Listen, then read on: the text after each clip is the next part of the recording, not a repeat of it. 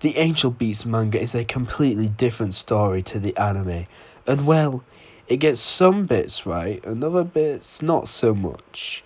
Now, unlike the anime, the manga Angel Beats gets a lot more right with its characters. Now, they aren't perfect, but this manga manages to at least introduce and develop characters to me. Although the characters are still not perfect, like the story. Well, I'll touch on the story later. So I guess let's get into review. And hey, let's hope this one doesn't get claimed by Sony Japan now, eh?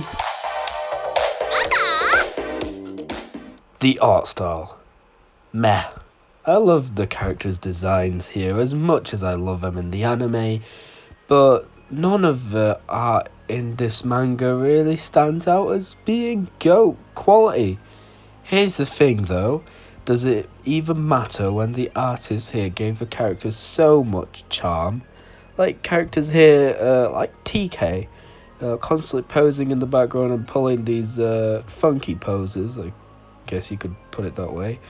Or the fact Yuri will almost undoubtedly have her eyes winking or shut to act innocent. So whenever the manga does get serious with her, eyes are like open, and it's a clear indication to the new serious level we're at with her.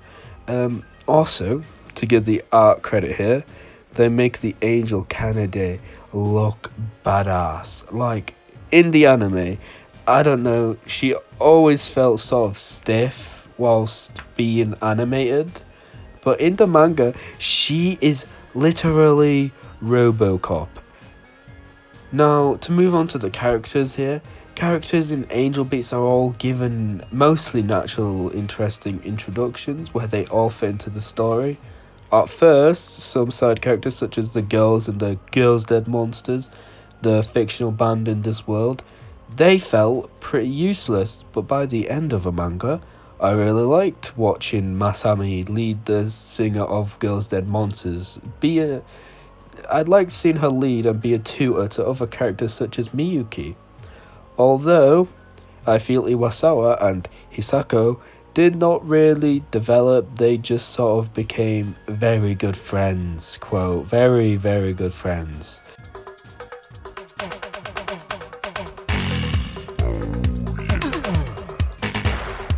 And sadly, the protagonist here, Hinata, just feels like an absolute massive cocklord.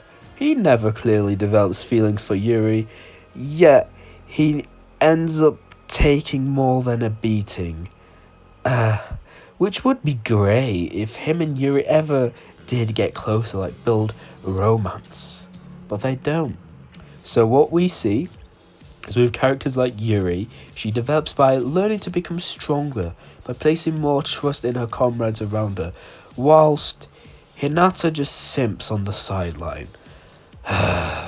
Although, still, I love how his arc sort of ends, since he has a really wholesome moment with his friends, realising he has grown from his past self.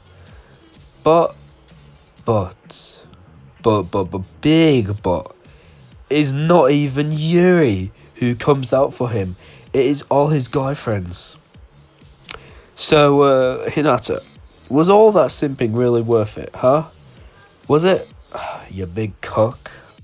Most of Angel Beast's story is quite simple, really. The main goal is to go out and find a large group enough to go and defeat the Angel Canada. While going through all this, we go through fun, stupid stories about planning a haunted theme park or planning a mask party.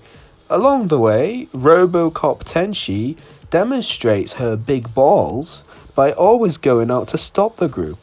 Whilst most of us fighting is based around teaming up to fight against God, Tenshi, whatever, every character who's fighting has their own reason. So let's go through it. Noda here is a complete simp. Reoccurring theme, I know, and he wants to prove himself to Yuri, and sort of fails a lot. Takamatsu just wants to follow his friend. Aww. Char is reminded of his wife with Yuri, so he wants to help her out. And finally, let's talk about the most important character, TK. There is really no motivation for TK.